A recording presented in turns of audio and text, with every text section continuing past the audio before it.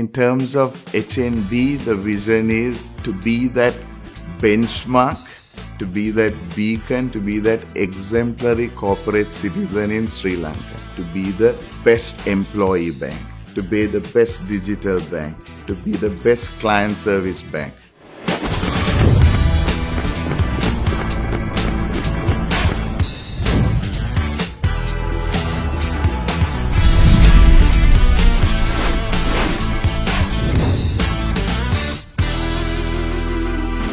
In an economic turnaround for Sri Lanka, banks will have to play a crucial role, making credit both available, affordable, and accessible. The strength and capital stability of banks will become an important factor as Sri Lanka approaches an economic turnaround and wants to see its businesses and consumers thrive.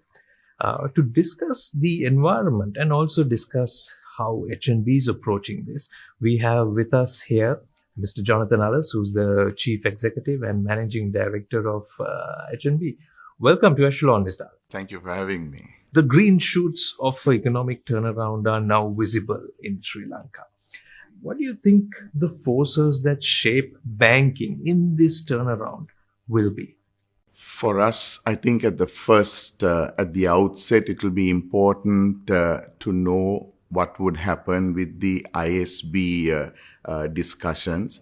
Now that we have got a clear indication of the DDO and the banks have welcomed, fully support the decision of the government and central bank in making that decision. Now we believe with interest rates coming down, as well as great opportunity to increase revenues, that the ISB negotiations also could be favorable for local banks so that they remain strong, resilient in order to support the revival and the renaissance of the country. And to do this, we have made adequate provisions for a start.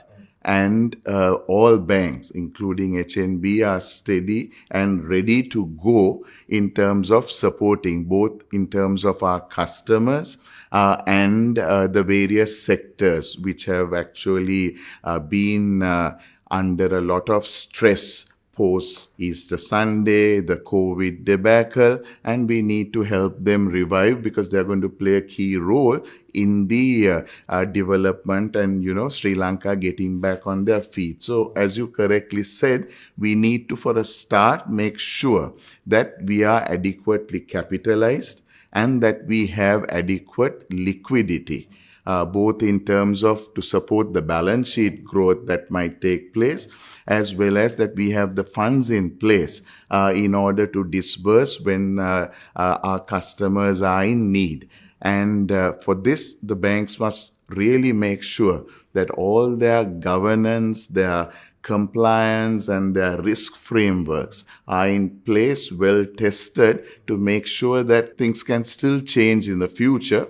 And basically, we need to make sure that we are ready, that banks will always be stable and steady to support. While doing that, that's on the bank side. I think we need to also make sure that banks do what they really do well, which is continue to maintain their relationships, stay close to their customers, understand their business in this very stressed and changing environment. And it's important that the banks continue to focus, and for HNB in particular, one step beyond being relationship management is to continue to be their partner in progress. Vital that we realize that it's not only one sector or the others. HNB is a bank for all segments of the nation, but in particular, we want to see how we can help the SMEs and the microfinance. And, this is really the lifeline, the masses that we need to sort of make sure that the rural revives and that HNB is there in a big way with all our partners to support their renaissance. It's vital for the country. It's important for HNB also that we actually do that. And then an important pillar would be, I think, thinking of getting leaner, meaner, structurally more efficient, and taking our business digital and doing our business digitally with our customers would really help us in terms of reach, in terms of efficiency, in terms of experience, and in terms of getting more things done is something that I think is also going to be an important part.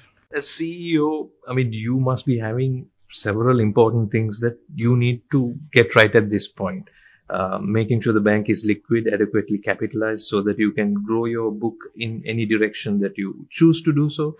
And also, you must be keeping a sharp eye on the quality of the book, the NPLs. And then there are several other factors that you just mentioned, right? In the present, right now, which of these is the most challenging for you to manage? Right now, the number one priority is to understand exactly what's taking place in the economy, closely follow progress that's taking place with the discussions, with the plans that the government has, for which we, work very closely with the central bank. But in that, we have also seen a prime responsibility for us would be to support the revival of our customers and to support the revival of, segments that have been stressed. Name a few, maybe the tourism, the construction, and one or two others which have had difficulty. We need to make sure how soon we can get them back on track. But that having said, it's equally important that there are industries that are generating cash flows. So we need to support them. And then new cash flows to the country is important. We can't continue to do the same thing and expect different results. Sure. So we want to sort of manage our exchange. We want to manage our foreign currency. We don't want, people to be deprived because there are import controls. So import substitution must take place. There must be lots of new manufacturing opportunities for our locals. We must empower and encourage entrepreneurship. It must start in the school.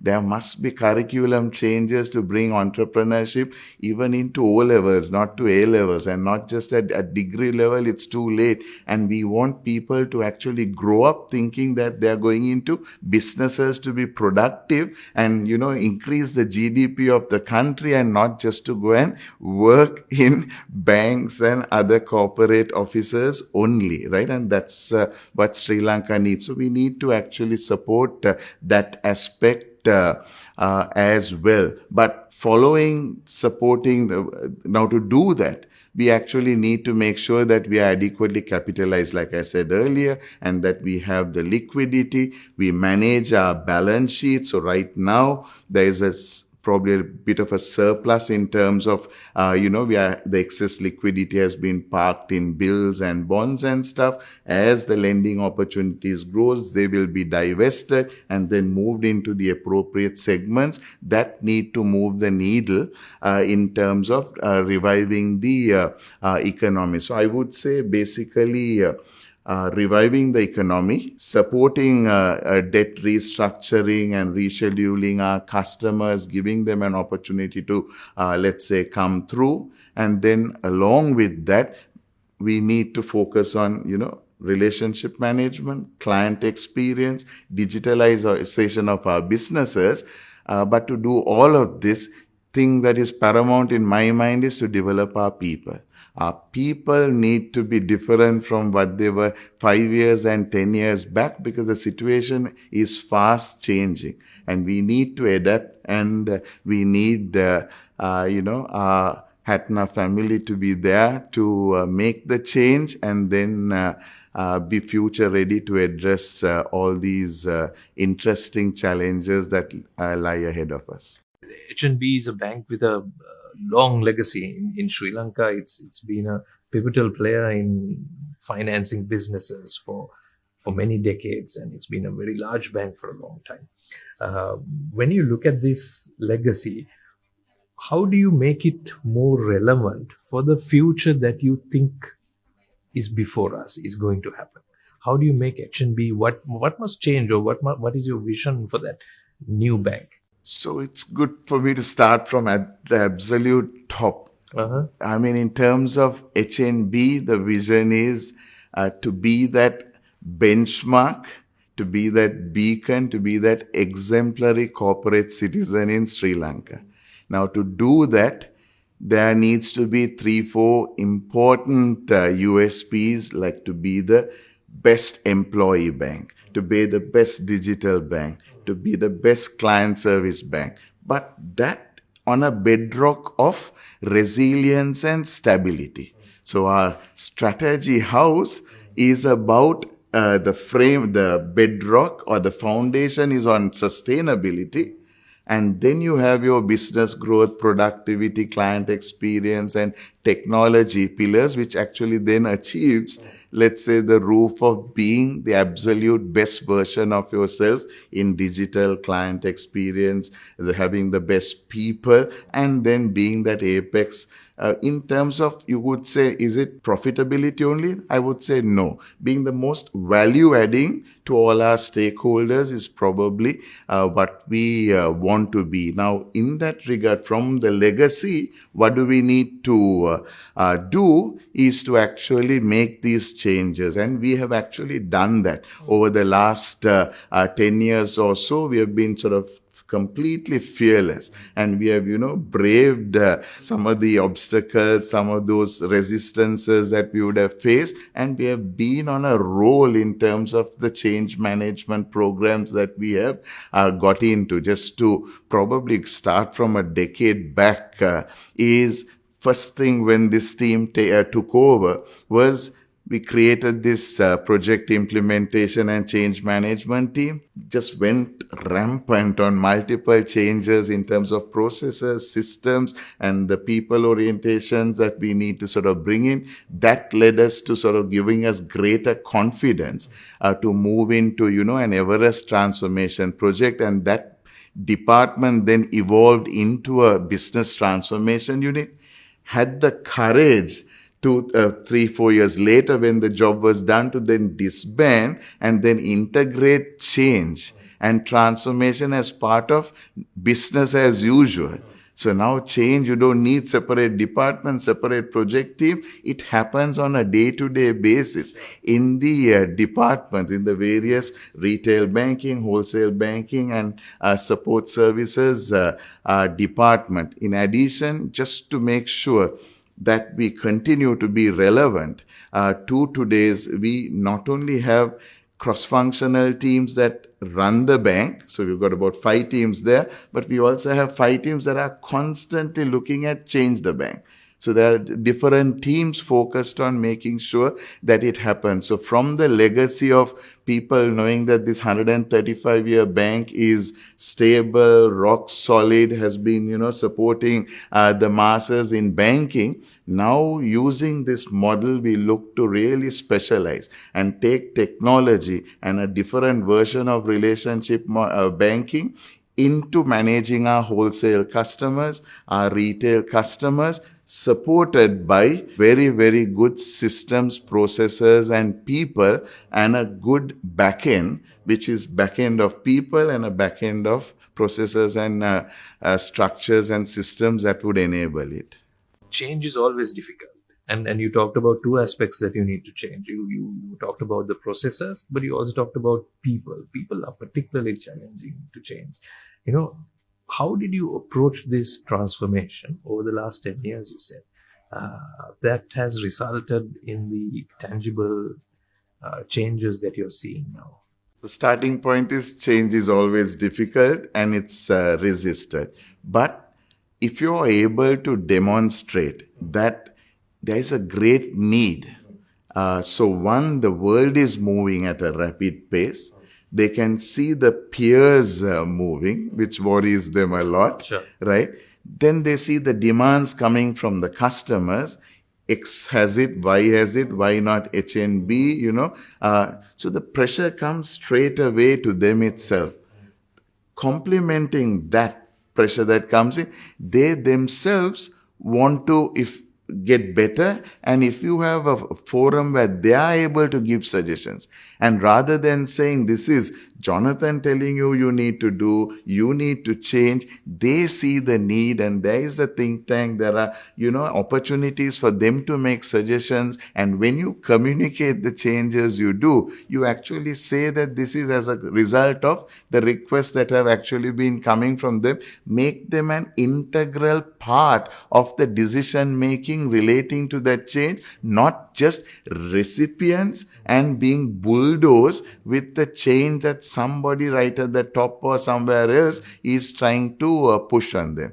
Let them, us, be servant leaders who want to kind of enable them and respond to their requirements. Not easy, requires a culture change. So it required at that time first a culture change relating to compliance. Then it needed to get into getting things done, execution. Then it needed to get into a service culture and a more disciplined credit culture. And now we need to move on to, getting things done where quicker decisions need to be made, greater collaboration and better execution. And all this requires a good mindset and then changing the culture as well, which comes with convincing the people that there's a need to do it, and take them with you rather than actually trying to go it alone and force things on people. Right. So let's wrap it then. Thank you, Jonathan Alice, for joining Echelon. Thanks very much for having me, Shamil.